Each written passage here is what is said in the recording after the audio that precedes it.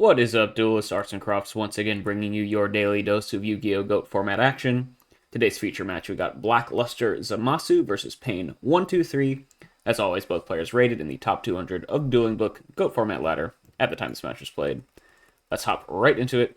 Looks like Blackluster Zamasu was able to win that RPS, choosing to go first, and they will lead out by revealing a Solemn Judgment. Nice. Okay, they're just going to set 3 back row pass. Likely one of them is that Solemn Judgment, but not too much information given away here, because honestly, if you're setting multiple back row turn 1 and they're not chainables, it's pretty likely you have a Solemn Judgment anyway, so a little bit of a misclick there, revealing one of those cards, but Pain could probably suss out that one of them was Solemn regardless, so not the end of the world. Pain is going to lead out with that Heavy Storm, force out the Solemn. Totally fine. I think that play happens no matter what. Unfortunately for Blackluster Zamasu, they end up down at 4k already, though, so pretty nice chunk of damage dealt to them. And now Pain can follow up by being quite aggressive here with the Kaiku. That's the thing about Solemn Judgment. It is very good when you are not getting your life points pressured, but unfortunately, Pain here has a little bit of an aggressive start here with the Kaiku. Can start pressuring in, and Kaiku alone now is a nice 3-turn clock already, thanks to the big hit from the Solemn Judgment. So we'll see if this will be too much for Blackluster to deal with. They'll take 1800, drop all the way to 2200 here on turn 1. Crazy start here, but looking really good for Pain right out the gate. Gonna set a back row pass. Blackluster not down any cards, but the fact that you're already facing down death is pretty not great. You're going to draw for turn here. Going to set another back row and then fire off a reinforcement of the army. Okay. Not too bad. So I guess the idea there was set a bunch of back row to play around potential dust shoot out of Pain. Although, no, because they just drew up to 4 regardless anyway. So setting the reinforcement, I guess maybe to just play around the potential misclick. So now the opponent doesn't know that all they have is dust shoot, or is a judgment set. We're going to fire off this Rota here now. Grab an Exiled Force, and we're going to pop Exile to kill the Kaiku. Pretty interesting. And, yeah, so I guess not finding anything bigger to do with the Kaiku is kind of interesting, or just worried about potential battle traps to kill it. And when you're at 2200 life, you know, it's pretty likely that you just can't really risk not being able to answer this Kaiku right now. So going for the Exiled is definitely the safest way of dealing with the Kaiku. Although it's a pretty big tempo loss, right? Exiled Force taking up your whole normal summon for the turn. So Pain's going to get a nice opportunity here to go into another pretty much empty board here. We know that at least one of these sets is not going to be a battle trap, because otherwise Blackluster probably definitely uses it last turn when the Kaiku attacks. So Pain really only has this new back row to worry about. We're going to get end phase Raigeki break on it anyway. Pop a Sakuretsu armor. Discarding a Thunder Dragon. They must have opened double Thunder Dragon, otherwise you definitely use it on your own turn. So being a little bit tricky here, holding the Thunder Dragons. But yeah, like I said, must have opened 2 there. So just has the other one in hand, it can use it, I guess, now to thin out the deck. But you do have Chaos live at least, and then Sork or BLS is just like completely game right now. So clearing out that back row is pretty nice. Pain draws for turn. We're just going to go Tribe Infecting Virus in for 16. Yeah, like I said, Pain can be pretty certain that this other back row is not a battle trap. So free to just go get in for damage here, put a 2-turn clock on the opponent with the Tribe. They'll be able to pass with lethal on board. Surely you go and fire off this Thunder Dragon here in main phase 2. There's no reason not to anymore. Maybe you're just being a little bit tricky. No, so we're just going to set a back row pass. So Pain, I guess, not realizing that that's a big puzzler to me. Probably just a misplay. Should have definitely used Thunder Dragon at some point here. But so they end up just straight 2-for-1ing themselves to deal with that Saku. But maybe it doesn't matter, because there you get to pass with lethal on board here as early as turn 3. Blackluster here going to set a back row and then go ahead, Tribe Infecting Virus, discarding a Blade Knight to kill both tribes. It's pretty interesting, but once again, you got to be a little bit desperate to deal with this. I guess, once again, playing around a potential battle trap by not just trying to crash in with the Blade Knight is the idea, which I guess is fine. But this costs you an extra card. I mean, I guess it makes sense if Pain's hand is like this plays around potential set. It plays around Mirror Force. It plays around Ring of Destruction, and it plays around like another Raigeki break. So I guess that's the idea here. But you end up utilizing 2 cards just to deal with a single tribe, so pretty card advantage negative. Just trying to stabilize here as best as possible, though, on 600 life is the goal. And just going to pass here again, open board once more. Pain, pretty much any monster in this deck. Looks like they're probably just playing pretty standard Chaos Turbo. Blackluster here looks like they're on a warrior strategy. We see Rhoda exiled Blade Knight. Main deck Solemns and Saku's screams warrior to me. But Pain could just be able to deal with this pretty quickly. We're just going to go normal summon Gravekeeper Spy, 1200 attack vanilla, get in for game. And that is game 1 there in favor of Pain.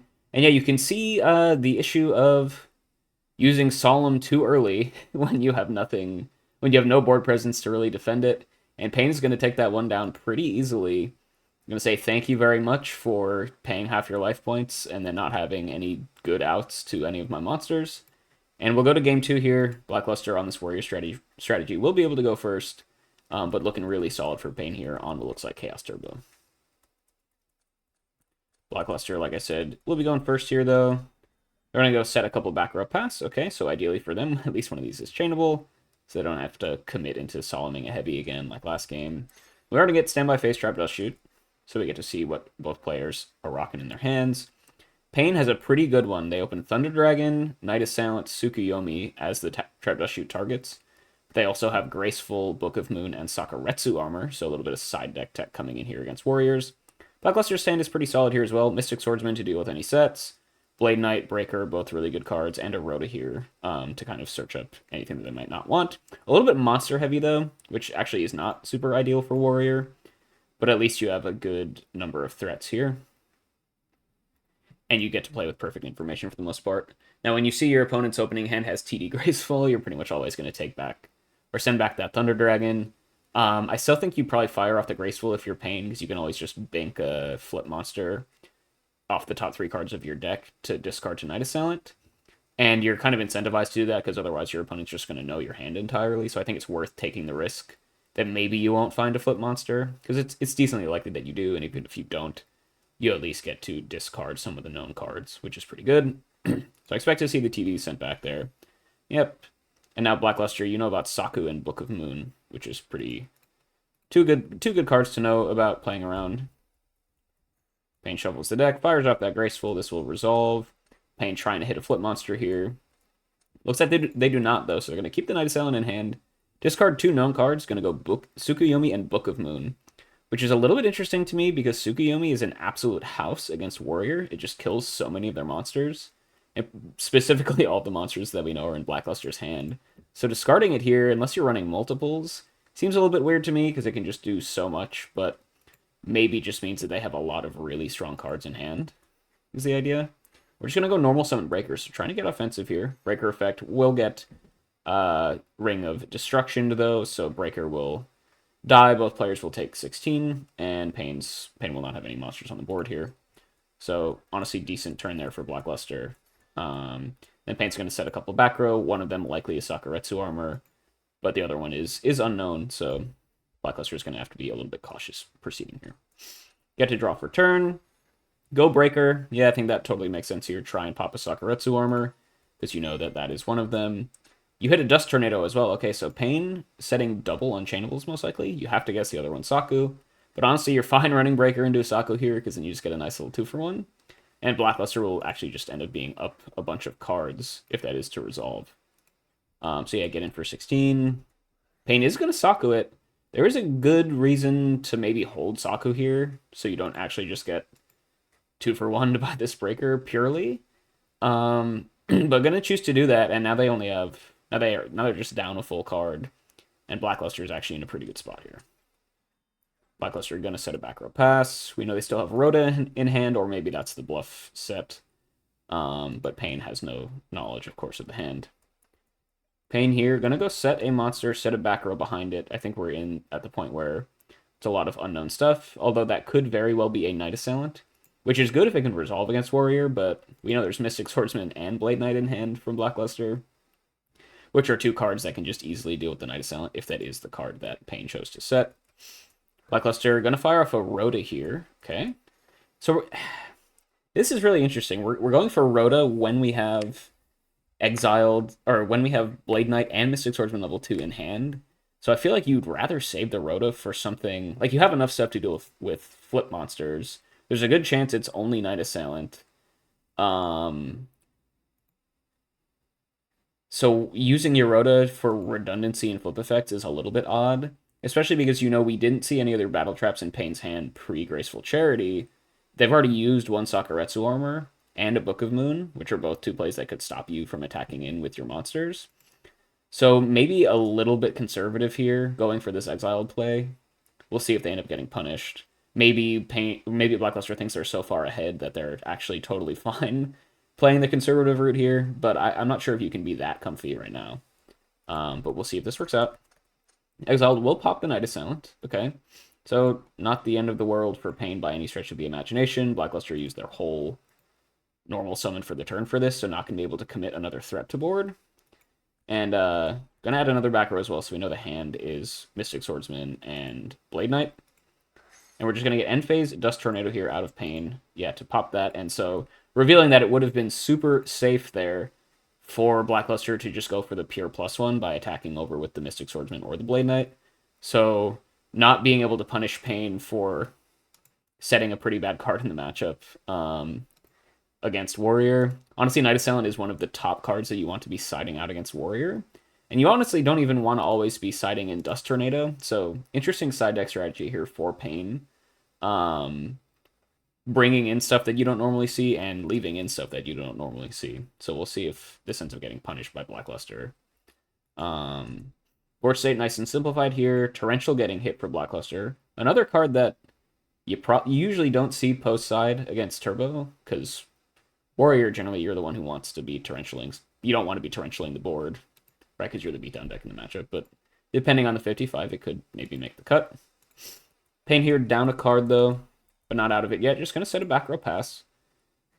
Likely pretty monster start at this point. No lights in graves, so Chaos could get stuck in hand at this point. One of the pros of sending back that Thunder Dragon, of course. Blackluster is going to drop for turn. Gonna go set a back row, normal summon Blade Knight here. It's gonna be at full strength, 2000 attack, thanks to the set back row. And this is a nice, 4-turn clock at this point. But we just got Ring here, burn both players for 2k. And the only damage dealt to either player so far this game has been those 2 Ring of Destructions, which is kind of funny. So both players will go into this next turn at 4,400 life. Unless Blackluster found like a Call of the Haunted or something. And that's what that back row is, but seems unlikely. Nope, just gonna pass. Pain's still down a card here, but just trying to stabilize as best they can. And they're just going to set another back row pass. Cool. Blackluster draws for turn. We're going to go draw pass, so seems to have run out of monsters despite being up a card and going first. So things actually maybe turning around here for Pain. Now that their opponent is a little bit monster light. And they might be able to draw up, unsimplify the board. Complexify the board, I guess is the word. Complicate the board is probably a word. I don't think complexify is a word. Complicate is, though. And Pain's just going to go draw pass, but honestly, if both players end up just draw passing for a bunch, this really, really favors the Turbo player. So Blackluster kind of has to make something happen soon, otherwise this is going to be pretty tough for them. Once again, drawing for a turn, they're just going to go with the Mystic Swordsman, saying, yeah, so that's interesting, choosing to hold the Mystic Swordsman last turn, we knew that was in hand, and they chose to hold it, just waiting to draw into a better threat here, because obviously a 900 attack monster into an open board isn't the strongest thing ever. It does apply like some pseudo pressure because it makes any of Pain's flip monsters a lot worse if they draw them. So from that perspective, this is a fine threat, but not the biggest clock. But I think Blackluster realizing that they can't just go draw pass a bunch because that'll be too advantageous for Turbo. So even if this is not the optimal threat in the moment, it is at least something to pressure the life points. So I'm going to try and get in here. 900 to the dome. Pain will drop down to 3,500, and, that is at least non-zero pressure, so I like the play from Blackluster. Pain draws for turn. We're just going to go normal summon Spy, and so you can see, Spy is generally a very, very good card against Warrior. But Mystic Swordsman, the pseudo-pressure of its effect, forcing Pain to not be able to set it and try and get the flip effect off. It is big enough to just beat over the Mystic Swordsman, but now it would be a sitting duck on the crackback for pretty much any monster in Blackluster's deck. but making the play here to try and clear out the Mystic Swordsman. Blackluster has the Sakuretsu armor, though, to protect it. Spy will hit the grave. And Mystic Swordsman here, yeah, getting a lot of value out of the effect by forcing Pain to do some awkward plays to play around it. And now the pressure is still real here. We're going to actually Solemn the Sakuretsu to make sure that the Spy attack goes through. That's pretty interesting. And that will happen. This will drop Pain all the way down to 1750.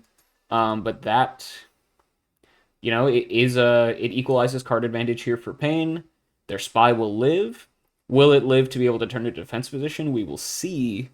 So this is going to be a really big turn here for Blackluster to see if they can find a threat to clear out this attack position Spy.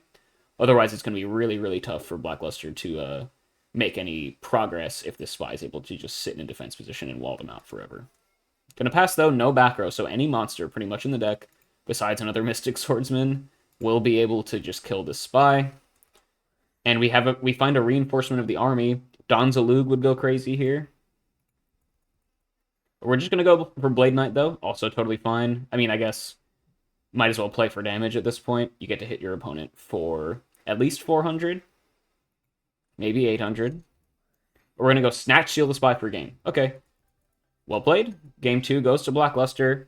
Yeah, just able to apply that pressure, keep the board state nice and simplified. Pain had to do some awkward stuff there, and Warriors very good at punishing Turbo's kind of more awkward draws. We'll go to game 3 here, though. Pain will be able to go first for the first time this match, I'm pretty sure. So we'll see how they can use that tempo to their advantage. Gonna lead out with a Thunder Dragon, remembering to use it this time, so pretty nice. Already rectifying their mistakes from game 1. It gets to go up about a half card there.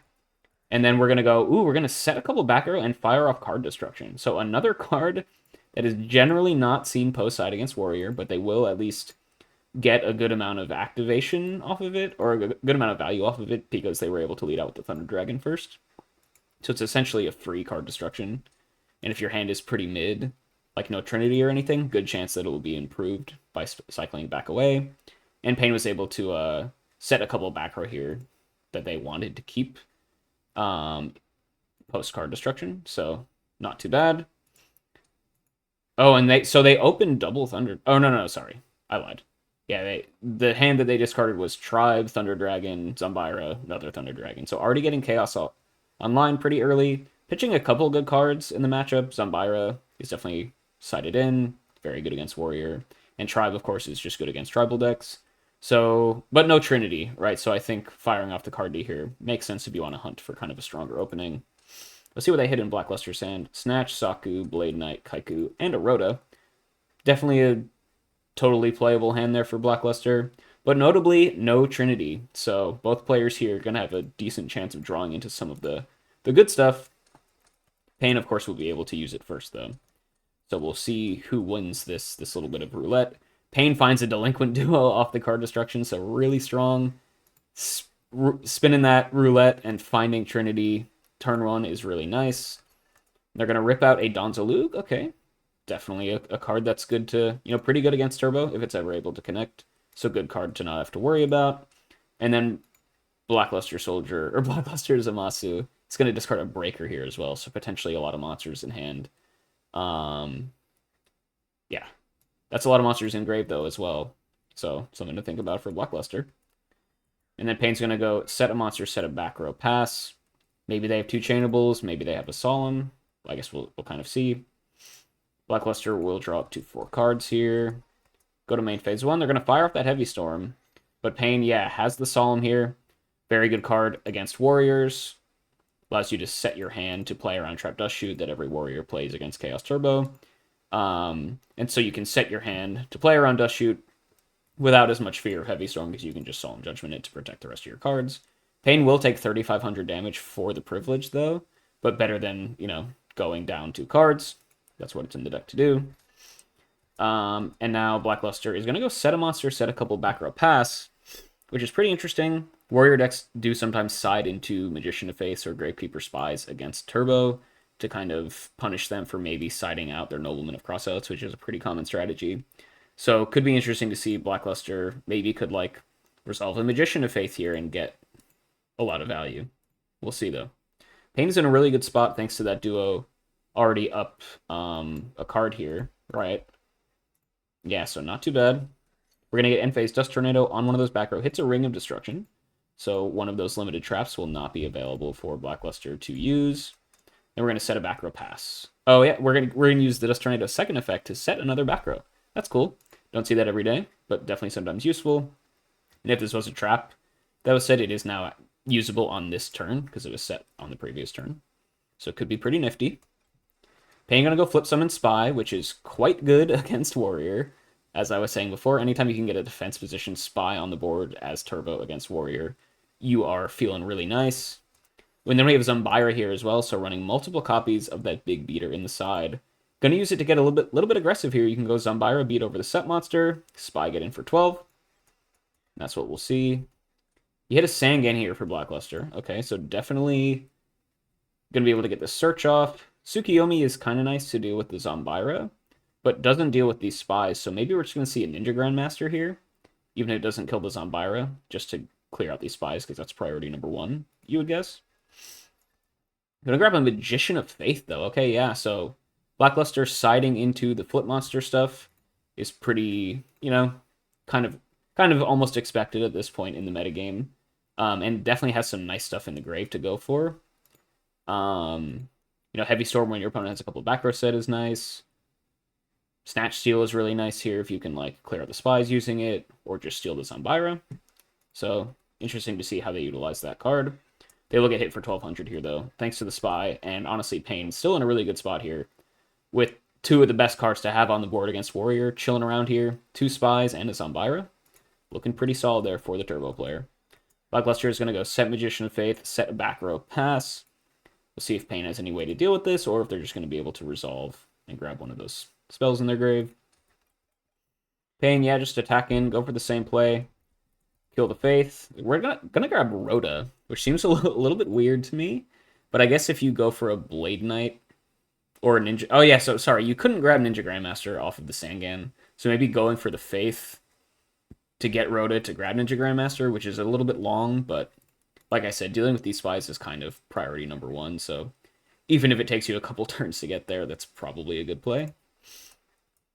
But once again, in the meanwhile, while they're setting up this long kind of dirtily play, Pain gets to make some progress, attack for 12 again, dropped Blackluster 250, 600, and gets to set another back row here as well, now that they know they don't have to play around Faith into Heavy Storm. Blackluster draws for turn. We're going to go Rhoda, probably for Ninja Grandmaster. We're going to go for Blade Knight.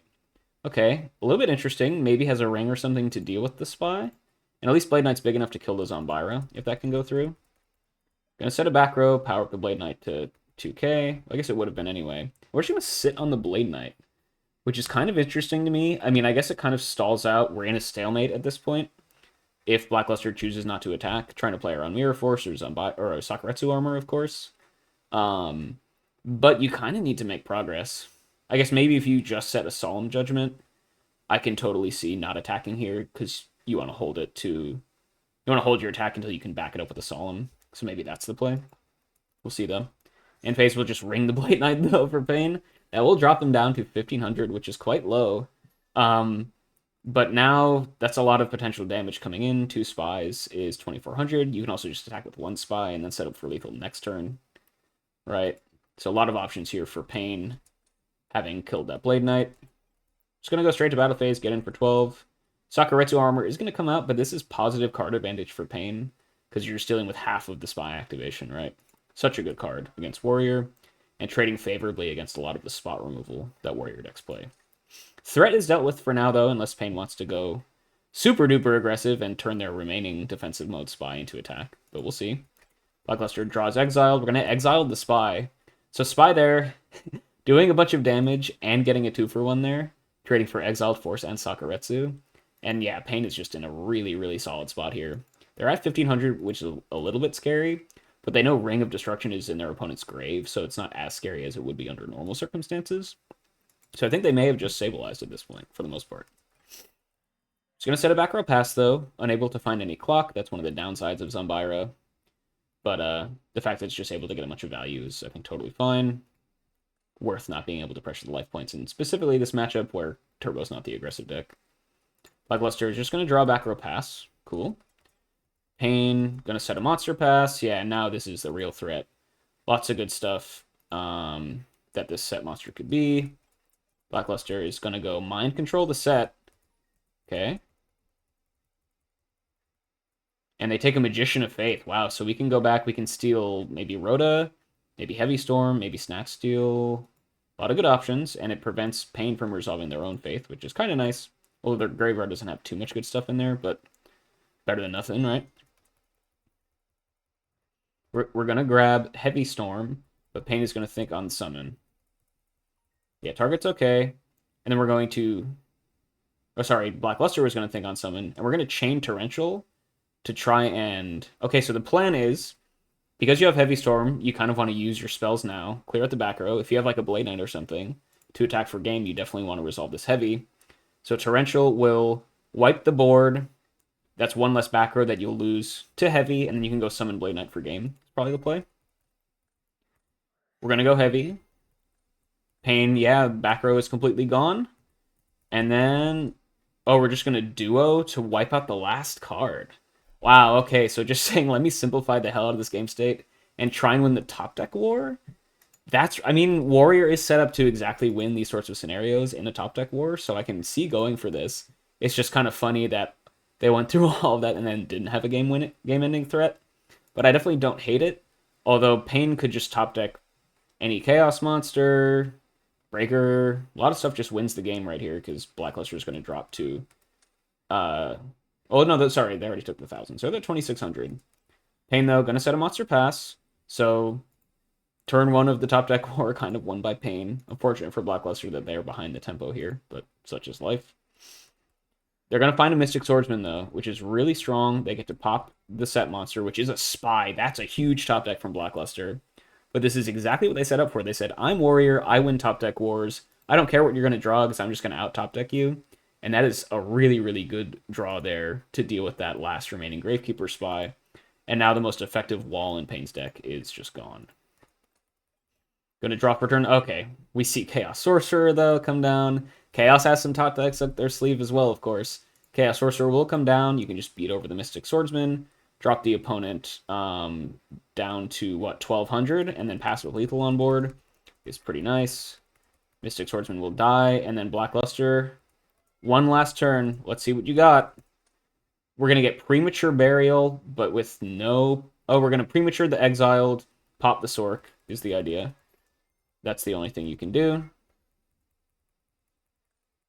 But then Pain, 400 life. A lot of cards that can kill here. What did we find? Just going to be a set monster. Okay. So notably not something that can kill this turn. So it's either a Magician of Faith or a Sinister Serpent. Or maybe a Tsukuyomi. Right. Maybe a Tsukuyomi. Basically one of those three cards. Blackluster, how do you deal with that? With a back row. Okay. So not exactly the top deck you wanted to see. Pain's going to go Graceful Charity, and then Blackluster is just going to concede there. Yeah, with a dead set Trap Dust Shoot, Pain's just going to draw into anything. And that was... Oh, sorry, I forgot about Night Assailant. But yeah, Blackluster definitely losing the top deck war there. Unfortunately, I like the play that they went for. Kind of high risk, high reward. But you are kind of built to win those scenarios. It is kind of high volatility, though. And unfortunately for them, Pain drew into the Graceful. And that's going to be Pain 1-2-3 on Chaos Turbo, taking it down 2-1 against Warrior. Pretty solid stuff there from both players. Game 1, Blackluster went for a very early Solemn Judgment without any way to deal with any of Pain's main decked Kaikus in Turbo. And they just got beaten down really quickly in kind of a flip of the normal matchup dynamics, but that's the risk of using Solemn Judgment. Game 2, Blackluster was able to do a lot more typical Warrior stuff. Just simplify the game state really nicely. Stick threats, pressure down the opponent. And then Game 3 here was once again pretty typical stuff. Blackluster did end up simplifying the game down to a pure top deck war, but Pain was able to draw into Chaos Sorcerer, into Night Assailant, into Graceful Charity, whereas Blackluster seemed to just kind of blank on monsters, and that's enough for Pain to take it down. And there you have it, guys. Hope you enjoyed this one. I'll catch you all next time.